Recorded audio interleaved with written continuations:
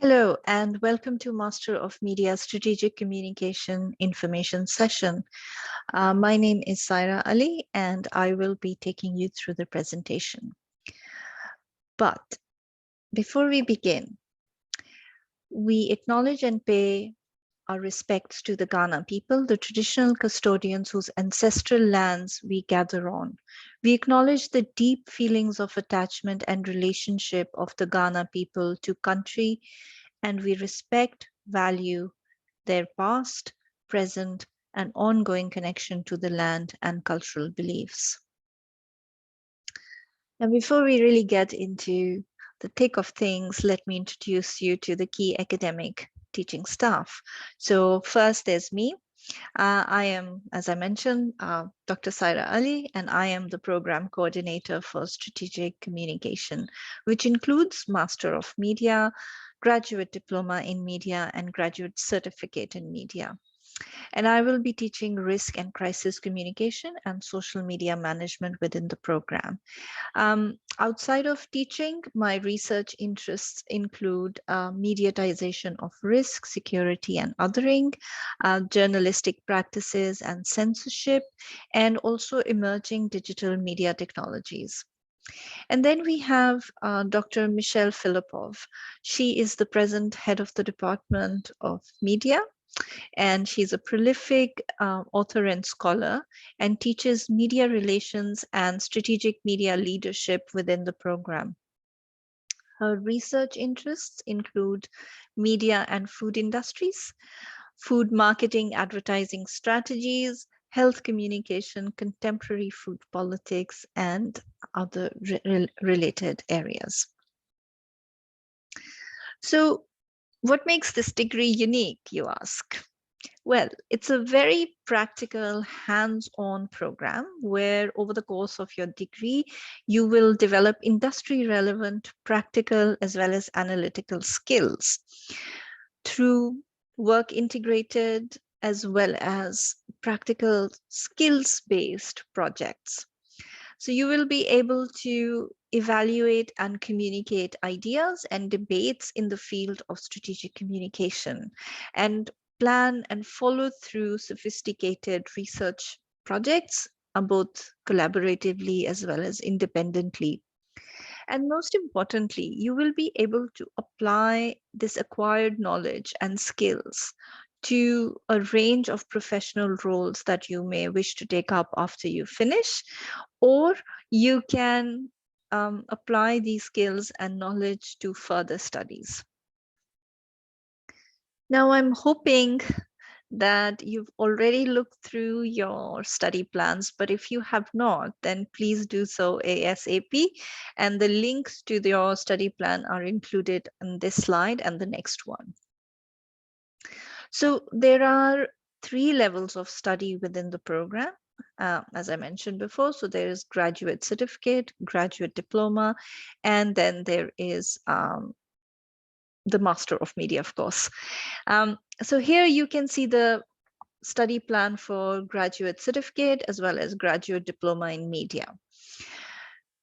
Now, each plan, if you look at them both together, each plan you will see is slightly different from the other. So please make sure that you understand the requirements of your specific plan. For example, if you're doing graduate certificate, then you need to complete 12 units of strategic communication core courses.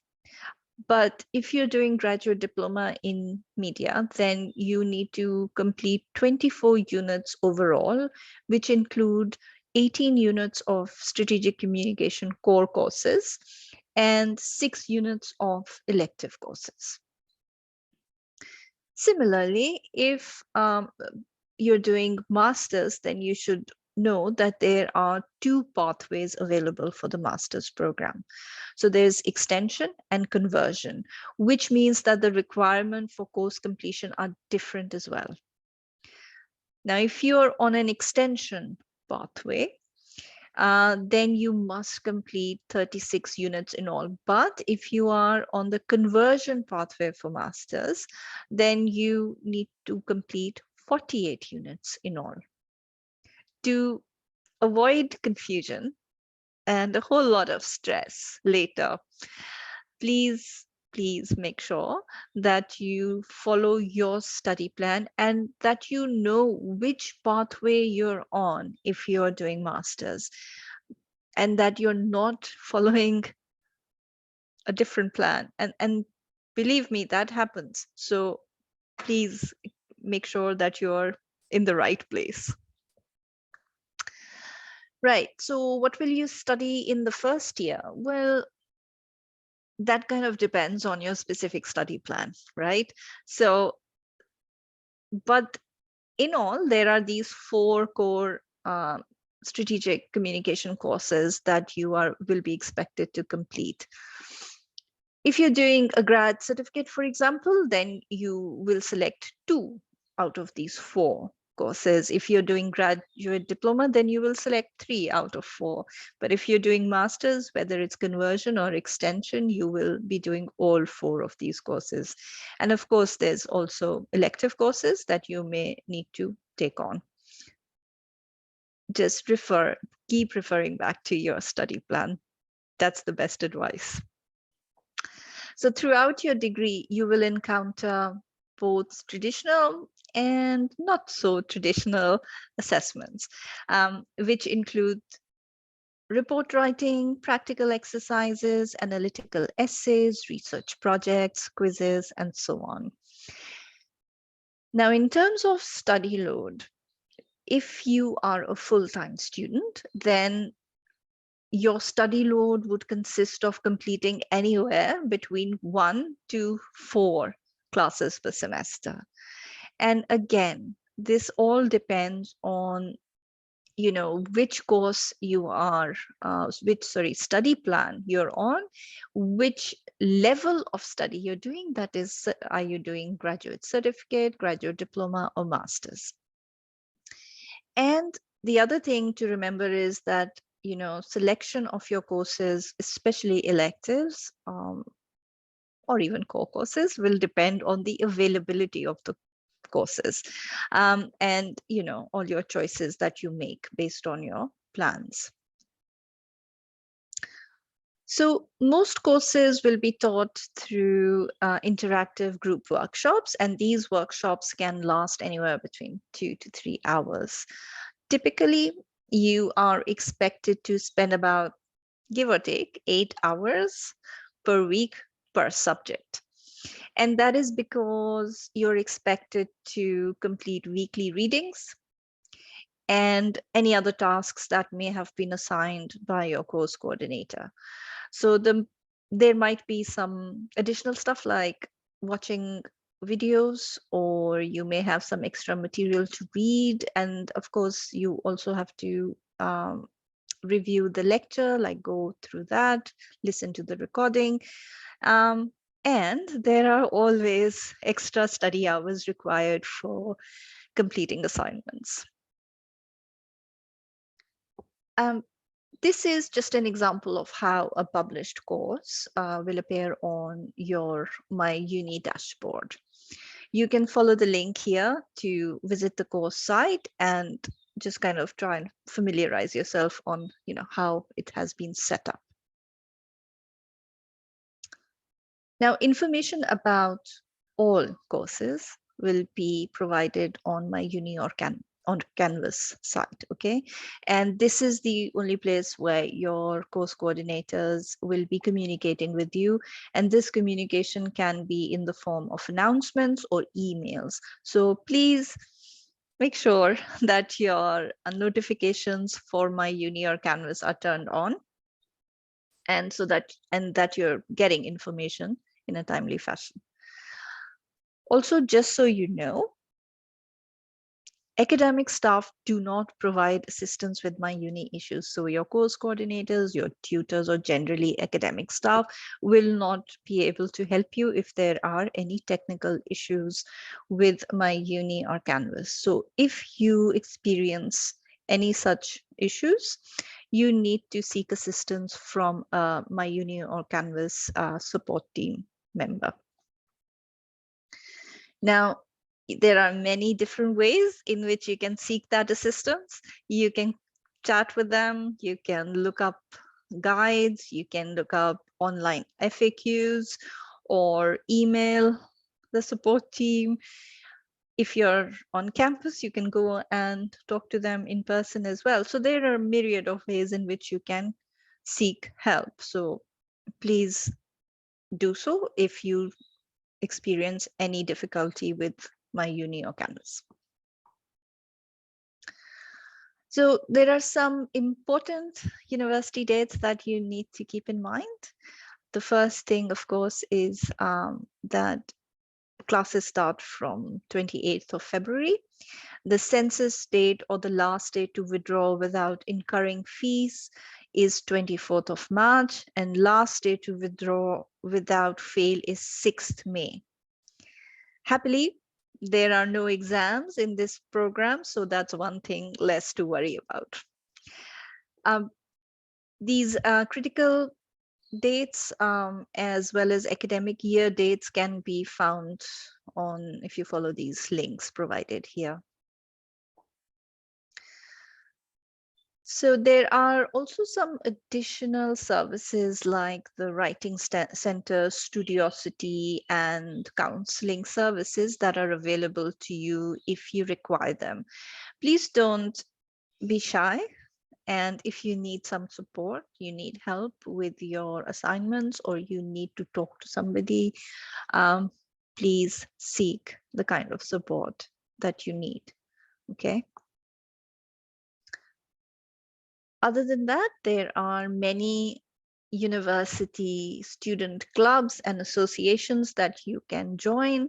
It is a great way to not only become active in what is happening in the university, but also make friends. So you might wish to look up this link and find something that you like. One suggestion here for you is Adelaide University Media Association, which is a pretty happening student group. So if you like, you can join them to stay up to date with all the latest events and activities that they organize. If you need any kind of help about your enrollment or your study plans, or you have any general questions about your degree, then please get in touch with the arts faculty student advisors. Again, there are many different ways in which you can do this. You can call them, you can email them, you can go and talk to them in person.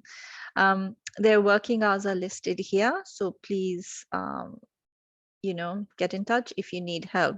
And also remember that your course coordinators and academic staff may not be able to give you the kind of advice and the kind that your faculty and student advisors can, because the faculty student advisors have all your enrollments and your history as to what what degree you're at and where you're at the present and where you need to be.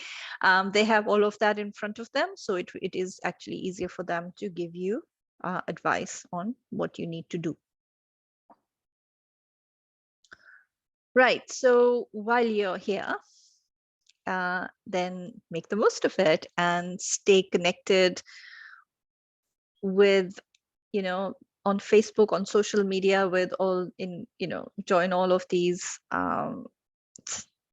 University of Adelaide Faculty of Arts students, things to do at Adelaide, all of these groups, and see what you find.